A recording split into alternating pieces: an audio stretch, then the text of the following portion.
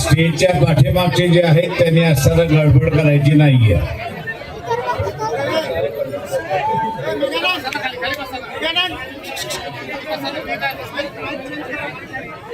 सैनिक तुम्ही काहीच बोलू नका, मी इथं सांगतो सगळ्यांना. हा हॅलो हॅलो हॅलो,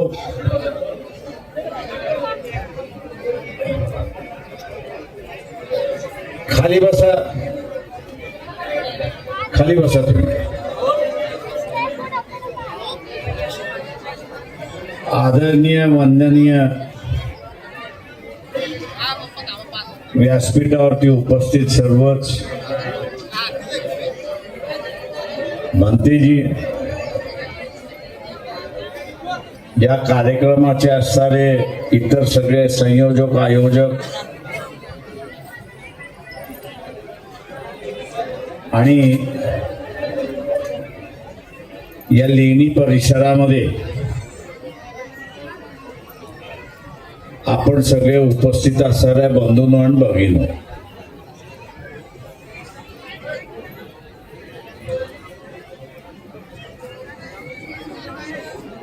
ज्याला समाज व्यवस्थेमध्ये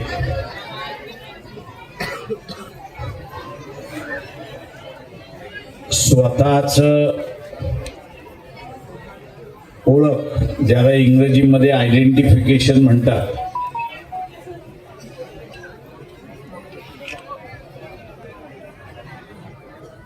हे आपण आज ह्या लेण्याच्या ठिकाणी येऊन दाखवून दिलेलं आहे. परंतु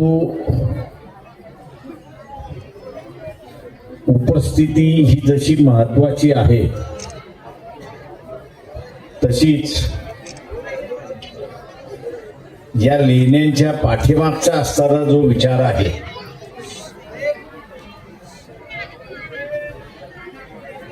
की ज्याचे आपण सगळेजण जनक आहोत,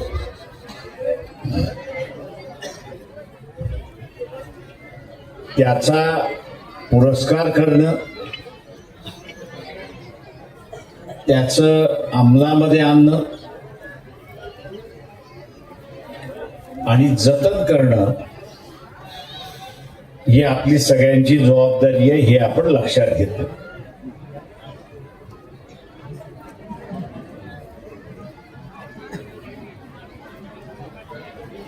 हा जो वेगळेपणा आपण उभा केलेला आहे, हा समाजाला आणि देशाला उपयोगात आहे, हे आपण असं लक्षात घेतलं पाहिजे. आपण नेहमीच म्हणतो की आम्ही असताना हजारो वर्ष गुलामीमध्ये राहिलो. तशाच रीतीने हा देश सुद्धा गुलामीमध्ये राहिला अशी असणारी परिस्थिती आहे.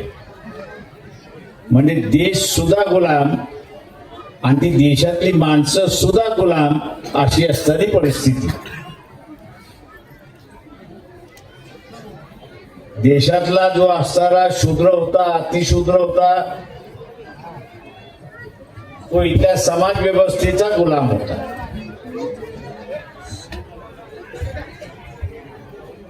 पण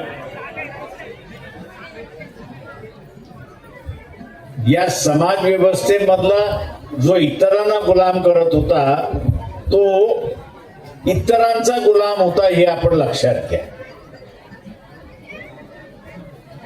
तो कधी इंग्रजांचा गुलाम राहिला, तो कधी मोगलांचा गुलाम राहिला, तो कधी मंगोलियाचा गुलाम राहिला. स्वातंत्र्य कधीच त्याला मिळालं नाही, तो गुलामीमध्येच राहिला. आता या गुलामीतून मुक्तता ज्याला आपण म्हणतो ते मिळालेलं आहे. परंतु ते मिळालं जरी असलं तरी या देशामधली काही विचारसरणी जी आहे, काही विचारसरणी ही या स्वातंत्र्याला महत्व देण्यापेक्षा ते सनातन विचाराला महत्व देतात अशी असणारी परिस्थिती आहे.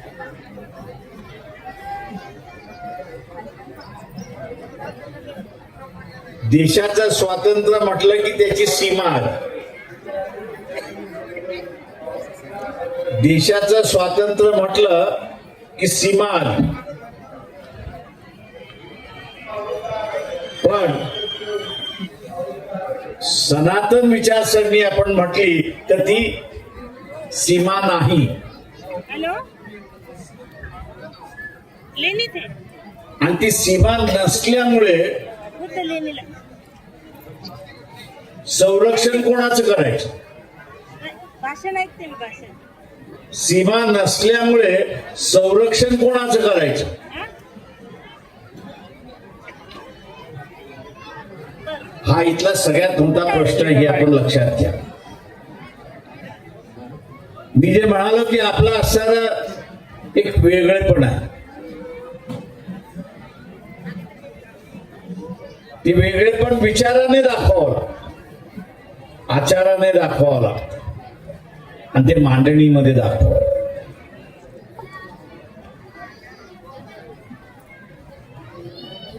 बाबासाहेब असं म्हणाले होते की यापुढचा काळ हा तलवारीचा राहणार नाही, तर या पुढचा काळ हा पेनातला राहील अशी असणारी परिस्थिती आहे. म्हणजे ज्याच्याकडे बुद्धी, त्या बुद्धीचा असणारा जो वापर करेल त्याचं राज्य येणार आहे. आता ह्या बुद्धीचा असणारा वापर आपण करायला त्या ठिकाणी शिकलं पाहिजे अशी परिस्थिती आहे. आणि बुद्धीचा वापर करायचा असेल तर त्याला दोन गोष्टी महत्वाच्या आहे. एक आपल्याकडे ज्ञान पाहिजे आणि दुसरं काय पाहिजे? दुसरं काय पाहिजे? दुसरं काय पाहिजे?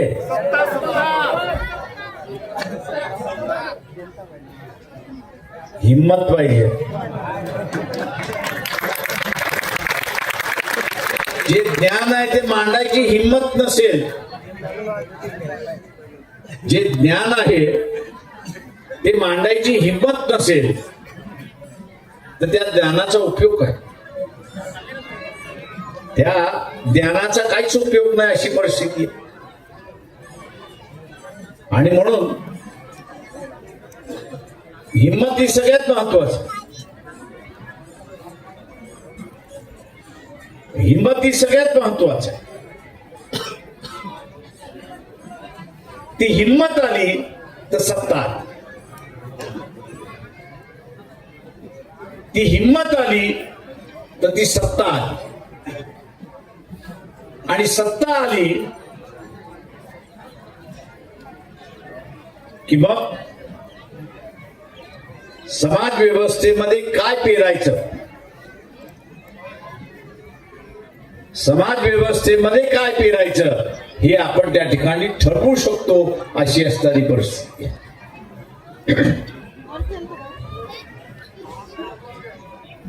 आणि म्हणून ज्ञान आणि हिम्मत ही सत्ता देते. ज्ञान आणि हिम्मत ही सत्ता देते आणि सत्ता मग आपल्याला पाहिजे ती व्यवस्था निर्माण करता येते अशी असणारी परिस्थिती.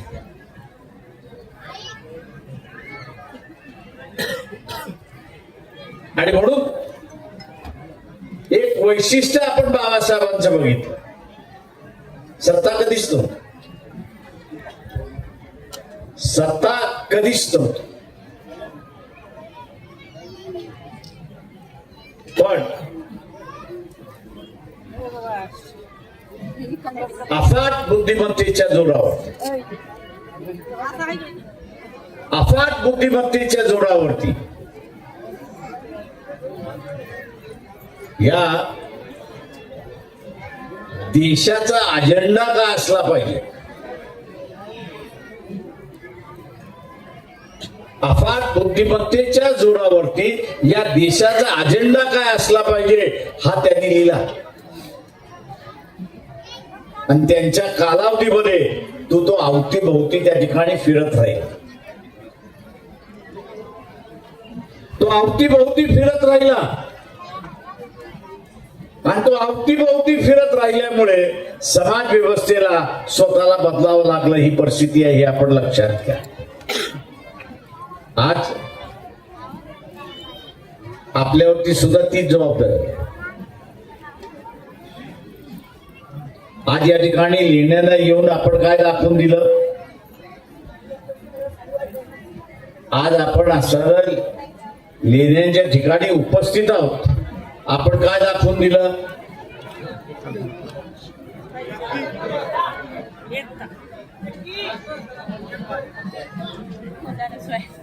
बरं, एकता दाखवून दिला. अजून काय दाखवून दिलं?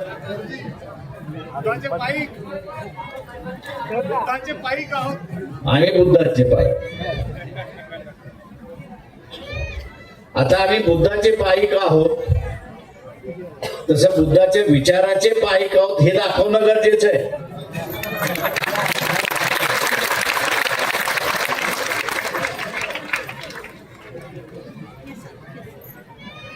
बुद्धाच्या विचारांचे पायक आहोत हे सगळ्यात महत्वाचं आहे.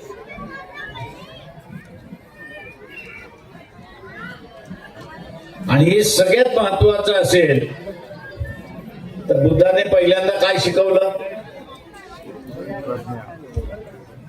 बुद्धाने पहिल्यांदा काय शिकवलं? बुद्धाने पहिल्यांदा काय शिकवलं?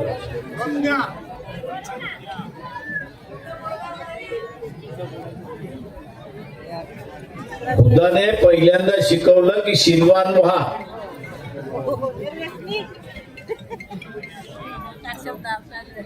बुद्धाने पहिल्यांदा शिकवलं की शीलवान व्हा.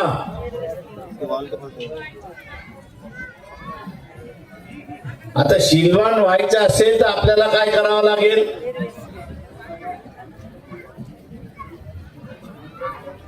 शीलवान व्हायचं असेल तर आपल्याला काय करावं लागेल?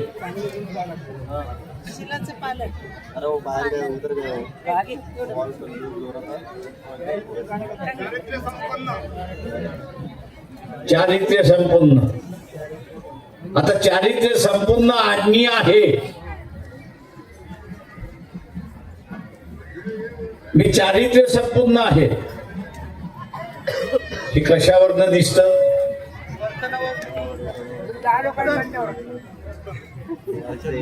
आचरणावरनं दिसतं, वर्तनातून दिसतं.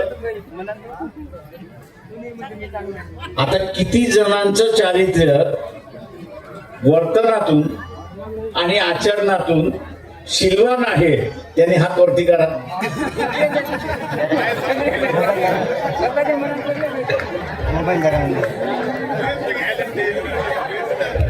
मला माहितीये कोणी हात वरती करणार नाही.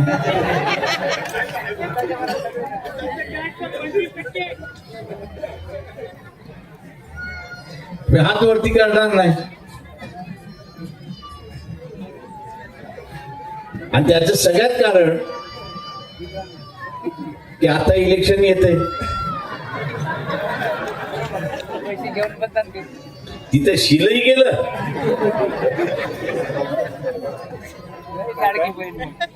आणि गाढवही गेलं.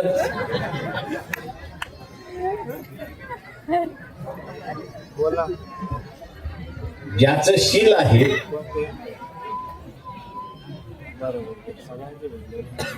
त्यालाच व्यवस्थेमध्ये मान असतो, सन्मान असतो, हे आपण लक्षात घ्या.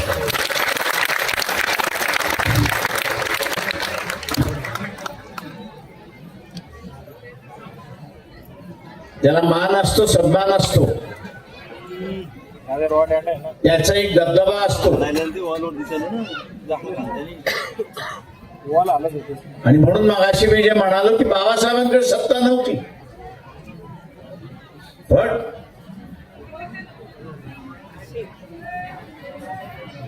जो अनुयायी होता त्यावेळेस, बाळासाहेबांबरोबर जो अनुयायी होता तो बुद्धिमान होता आणि तो शीलवान होता. तो बुद्धिमान होता आणि शीलवान होता.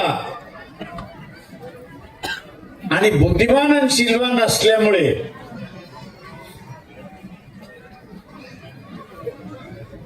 तो जे म्हणत होता ते व्यवस्थेला ऐकावं लागत होतं, हे आपण लक्षात घ्या.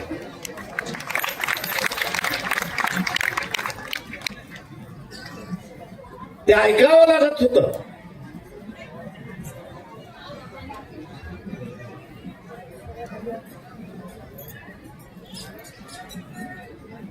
आणि याच कारण की ज्याचं शीलवान आहे आणि बुद्धिमान आहे त्याचा एक दृढ निश्चय असतो.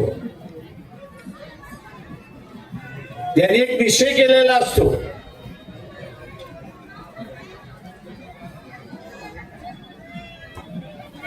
आणि त्या निश्चयाच्या बरोबर म्हणा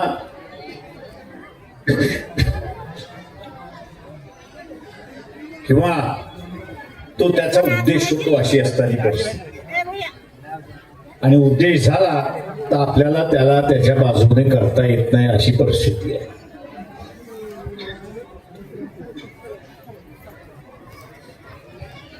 आणि म्हणून तो एक कमिटेड सोल्जर ज्याला म्हणतो, तो एक कमिटेड सोल्जर होतो, अशी परिस्थिती आहे.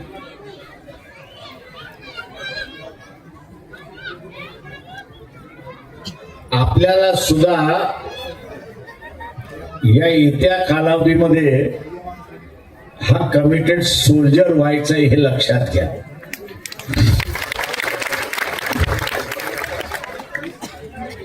बंतीजीने आपल्याला असणारा या 25 एकरच्या लढा किती चाललाय हे आपल्याला सांगितलं.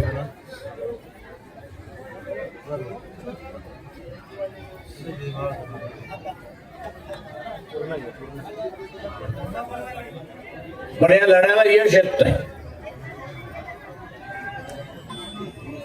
का येत नाही?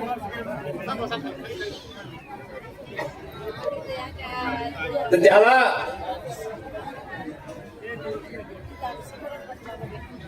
चारित्र्य असणारा, शीलवान असणारा, बुद्धिमान असणाऱ्या व्यक्तीची जी भीती पाहिजे ती भीतीच राहिलेली नाही. का भीती राहिलेली नाही?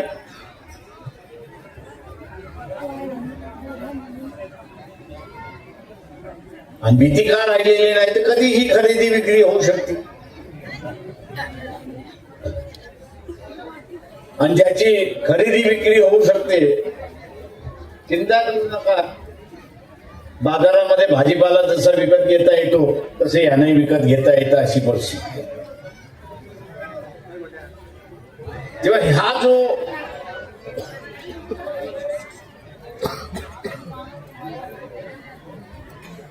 ठपका ज्याला आपण म्हणू, हा आपण धुवून काढला पाहिजे. हा आपण आता धुवून काढला. आणि तो धुवून काढायचा असेल तर मी कुठल्याही प्रबोधनाला बळी पडणार नाही. हे जगाला आश्वासन देण्याची गरज नाही. हे जगाला आश्वासन देण्याची गरज नाही, तर स्वतःलाच आश्वासन दिलं पाहिजे की मी जी काही प्रबोधन आली त्याला मी अजिबात बळी पडणार नाही. मी एक शीलवान, चारित्र्यवान माझं आयुष्य जगणार आहे, हे आपण त्या ठिकाणी ठरवलं पाहिजे. मित्रो, संधी या वारंवार येत नाही.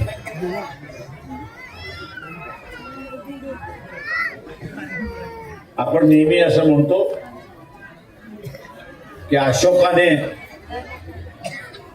राजेशाही दिल्यामुळे बुद्धाच्या विचाराचा प्रसार आणि प्रचार जगभर झाला. जगभर झाला. आपल्याला सुद्धा हेच कार्य या ठिकाणी करायचं आहे. हा उद्देश आपण ठेवला पाहिजे. हा निश्चय आपण त्या ठिकाणी ठेवला पाहिजे. नाही तर मला आरक्षण मिळालं पाहिजे,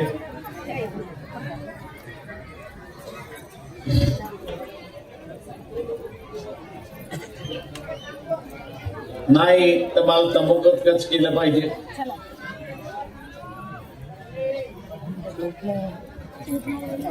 उद्देशाचीच उंची जर लहान असेल, उद्देशाचीच उंची जर लहान असेल तर तुम्ही बदल कुठे करणार? बदल होणार नाही. तेव्हा आपला सुद्धा उद्देश हा मी मोठा म्हणणार नाही, परंतु काळानुसार असला पाहिजे अशी असणारी परिस्थिती. आजची असणारी परिस्थिती आपण असताना पाहिली तर ती पूर्णपणे फुले शाहू आंबेडकर वाद्यांच्या बाजूने अशी असणारी परिस्थिती आहे. पण मी मानसिक दृष्टिकोनातून हारलोय. मी मानसिक दृष्टिकोनातून कमकुवत झालेलो आहे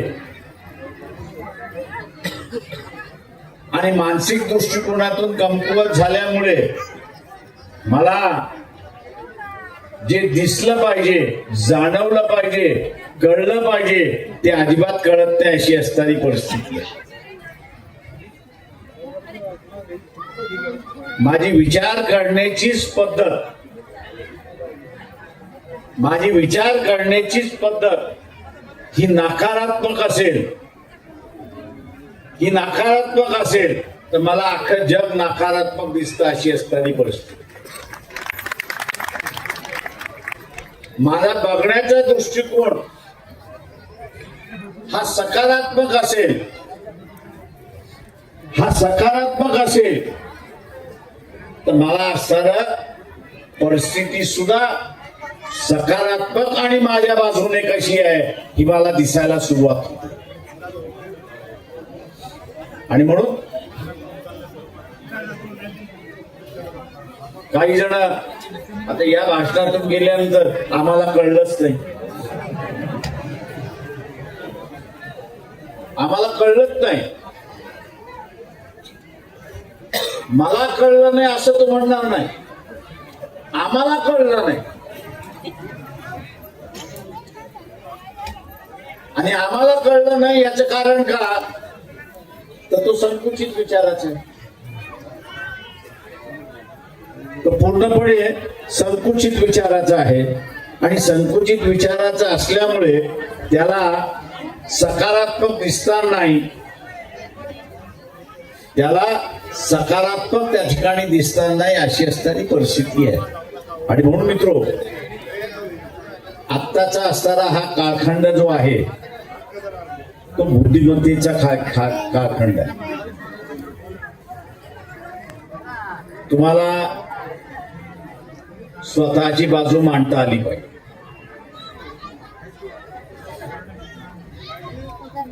तुम्हाला स्वतःची असणारी बाजू मांडता आली पाहिजे अशी परिस्थिती आहे. स्वतःची बाजू मांडता आली नाही तर तुम्ही हारणारच अशी परिस्थिती. आणि म्हणून या व्यवस्थेमध्ये आपण दोन गोष्टी साध्य केल्या पाहिजेत. एक की मी चारित्र्यवान आहे हे दाखवलं पाहिजे, मी मला कोणी खरेदी करू शकत नाही हे त्या ठिकाणी मी दाखवलं पाहिजे. बोल ना. तुम्ही याच औरंगाबाद शहरामध्ये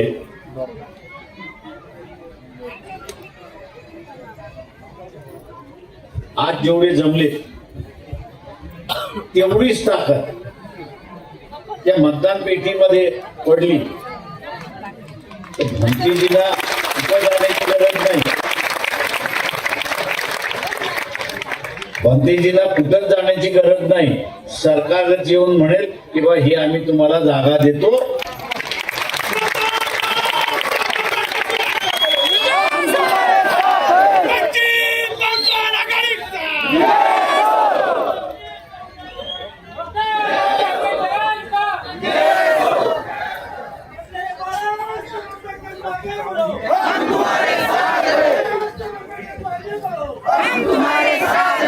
म्हणून मी म्हणालो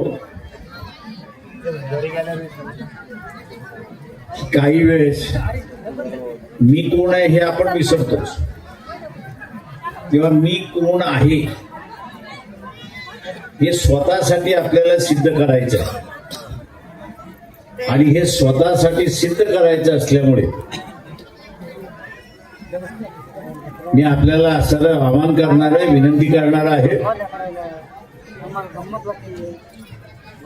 महानगरपालिकेमध्ये तुमचं डोकं बाजूला काढून ठेवा. त्याला अजिबात चालू देऊ नका. त्याच्यामध्ये चालवायला गेला मग त्याला दारू चालवेल, त्याला महात्मा गांधी चालवेल, त्याला परिस्थिती चालवेल, त्याला पोरीला नोकरी देतो म्हणून चालेल. काळजी करू नको, इलेक्शन होऊन जाऊ दे, तुझ्या पोराला नोकरी लागली म्हणून डोकं बाजूला काढून ठेवा. चालूच देऊ नका यावेळेस. ते यावेळेस एकच उद्देश की शासनाकडून ही जागा आपल्याला मिळाली पाहिजे.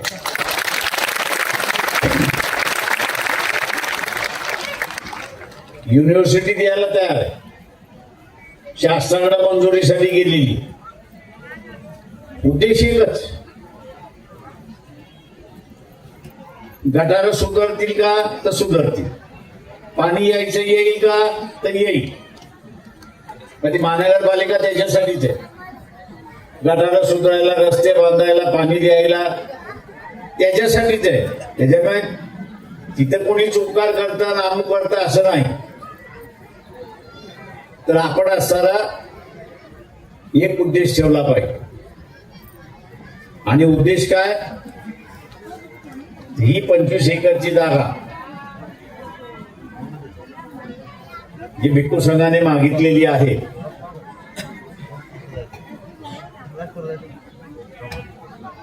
ती आम्ही मिळवणारच, हा आपला ठाम निश्चय असला पाहिजे. काय निश्चय असला पाहिजे? काय निश्चय असला पाहिजे? ही जागा मिळाली पाहिजे. काय निश्चय असला पाहिजे? काय निश्चय असला पाहिजे? जागा मिळाली पाहिजे. काय निश्चय असला पाहिजे? आणि त्यासाठी काय करावं लागेल? कोणाला? नाही ते इथं बोला ना, तिथं काँग्रेसला द्या. काय राहुल गांधीची, राजीव गांधीची आई मेली, बाप मेला, चुलता मेला, अमुक मेला, सगळेच मेले. जेव्हा मलाही सांगावं लागलं होतं, पहिले इलेक्शन ज्यावेळेस लढलो त्यावेळेस माय तो पोरगा एकटा पडला, तर मला सांगावं लागलं, बाई 10 गाव आहे, त्या 10 गावामध्ये कुठली माय एकटी पडली नाही जरा बघून घ्या, आणि असेल तर तिला घेऊन या माझ्याकडे.